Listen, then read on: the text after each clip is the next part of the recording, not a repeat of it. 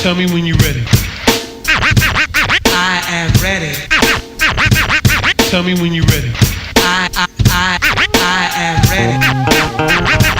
Tell me when you're ready. I am ready. Ready. Every day, you know, everything is making sense more and more. You know what I'm saying? So just to make the long story short, I definitely feel like I'm on a mission, and I'm just hoping and praying that I stay on that path, because I definitely want to be a help, you know, to the game, you know what I'm saying? And put the energy, you know what I'm saying? Put that what people are saying is missing. You know what I'm saying? So, you know, it's all about the energies. You know, when we play, when we do things, people can feel the vibes, their vibe. You know what I'm saying? So who you been playing with recently? I mean, you playing a lot and around a lot. So I know you was in Texas. Yeah, I was just in Texas. I just did a show. Shout out to Black Milk, you know, Detroit City in the building, my dude. Shout out to Black Milk. We just had a show in Austin, Texas, and it was phenomenal. They showed us love, and it's a lot of events that happen during the midst of us being there. So like I'm packing up my gear, right? So I'm like, all right, I'm going to the south, so I gotta pack some hot clothes, right? Okay. So I get to the south, and it's far away from hot. You know what I'm saying? Yo, it rained the whole time for one. Wow. It rained all day, and it was cold.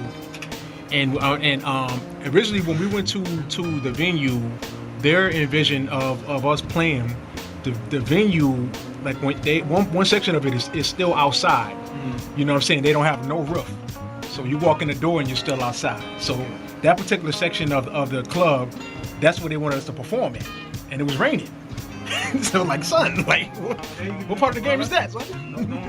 Nah, it's matter of fact, I got like a little YouTube clip, you know, that I posted up. I like to record and get the little back, you know, the behind the scenes footage. But anyway, you know, they ended up moving the show into the inside. Okay. So, you know, mad folks, even though it was raining outside, it was mad packed. Folks came out and they showed love. So shout out to Austin, Texas. Much love to Black Milk. Looking forward to the new project that he's recording, and you know, we actually been working with him on that as well. So you know what, because you collaborate with a lot of people, and we're gonna get back. What I want to do is, we've been talking for a couple of minutes. I want to give people a little insight, introduction on what you do. So I'm gonna start off with one of my favorite songs that I've heard a while ago.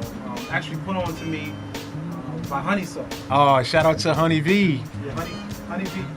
She took me there. She introduced me to Blue music. I appreciate that. Much love to Honey V. I miss you. I haven't, you know, I haven't heard from you, but I hope all is well with the family and everything. I think she's just enjoying everything. You know what I'm saying? I think as a music fan, sometimes you got to sit back and be like, yo, let's enjoy it. Yes, So I'm gonna get us some joints. This is Reggie B. Oh, okay. So Future Music. Oh. That's what you put down. Future Music. Dang. You taking it back.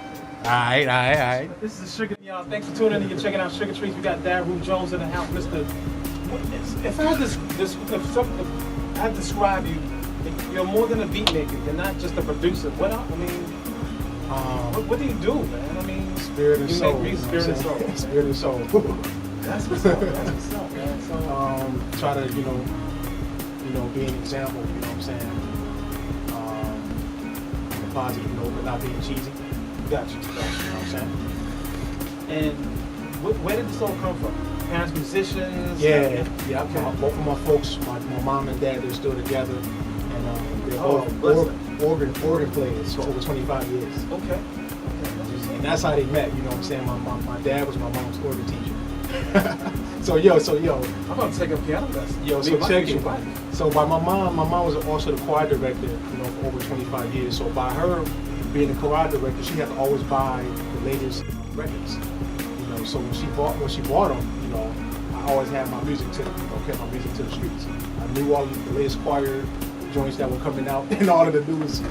She was teaching them to the choir, you know what I'm saying? So how about if I play a speech later on of Martin Luther King and you do a little choir thing? Can you do that? Chill. I got it. But yeah, that was how that came about. So, you know, I was exposed to a lot of records, man. Okay, a lot of records. Folks. And what made you say, yo, I gotta get this emotion, I gotta get my music out there, and what prompted you to even say, yo, I can do this? You know, like I said, it was a vision that I was given, even when I was a teenager. You know what I'm saying? You know, I started from, you know, making cassette beat tapes, you know, I had the 4-track and all of that stuff. Okay. I was actually syncing up to, at that time, I had the Roland R5. I don't know if you remember that. Old drum machine. Roland R5 was like one of the first, drum machines everybody used to use. Oh, I remember the 808s. Before the 808s? Yeah, no, they were after the 808s. Oh, after, okay. Like I got that joint in like 89. Okay. 89. So I was dumb young. And my mentor, and one of my mentors and my organ teacher at that time, you know what I'm saying, he put me on. He came to one of our organ lessons and he had that R5. I'm like, son, like what is that? Like I was blown away. And then eventually another one of my mentors, took me into the studio to show me the sampler. And I actually had one of those old school Casio with the four yellow button joints. Okay. And I used to sing. I used to sync that up. Technology at its best. Right? I used to press start on the drum machine and start on the little sampler because you can actually like make sequences. Right. So I was starting at the same time and record them in. And I still got those cassette tapes too. Okay. I keep it. We always got to keep our little.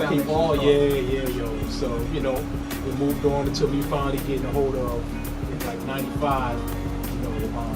Getting a chance to get exposed to the S900 made by Kai. That was an official rack mount sampler. And I found out like Premiere and the Heavyweights was using. I was like, all right, I'm kind of in the big leagues now. You know what I'm saying? That's the 950, same thing. Yeah, the same thing. That's what all I know when I was hanging out in the studio. A friend of mine, he loved that. He cherished it. That was his wife.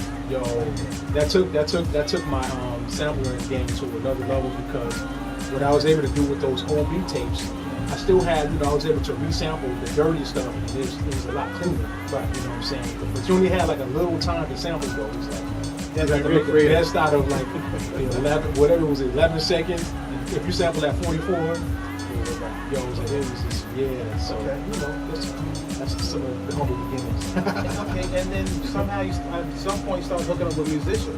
Yeah, well, not musicians, but vocalists. Yeah, but you know what?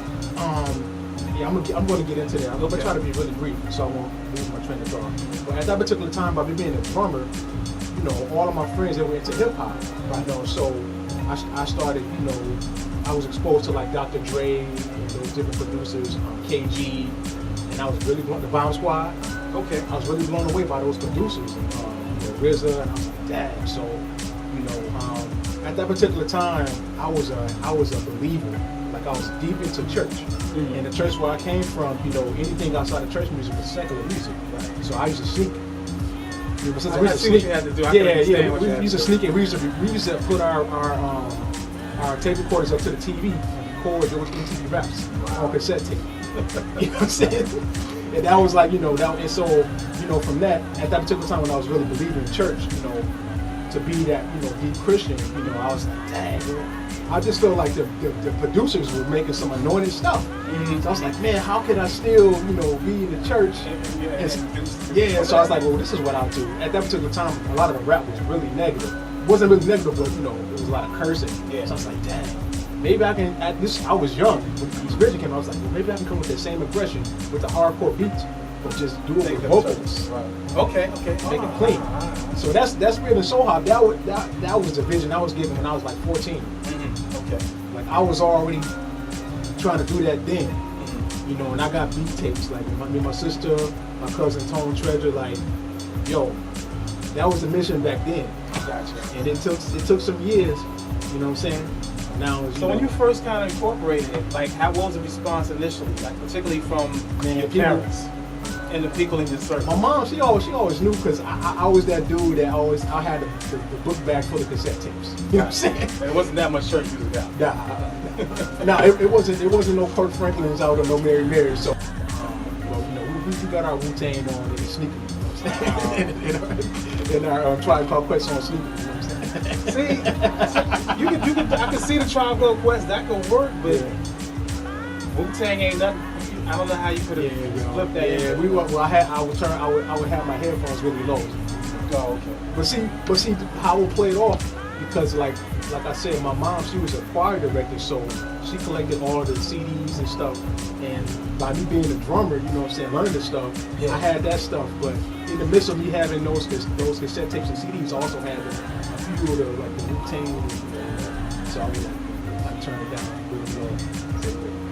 Alright, so let's fast forward to the fact that you're able to get your music out there and be heard thanks to the internet. Because every time it's like, yo, the internet's crazy because, like I said, it gave us a chance to reach. Because I would have never heard about you in the 90s. You know what I'm saying? Unless you. Well, I think the Most High God, or whatever y'all want to call it, I call him God. I believe in that. Mhm. I believe that He was preparing me. You know what I'm saying? He had me in the vineyards working. He was preparing me until that internet. That He was getting me ready for the internet. So when that time popped off, all the creations that He blessed me to create. Ready to go. Yeah. Now it's just I'm able to. People are able to grab a hold to it. I'm blown away. I'm very grateful. I'm very grateful.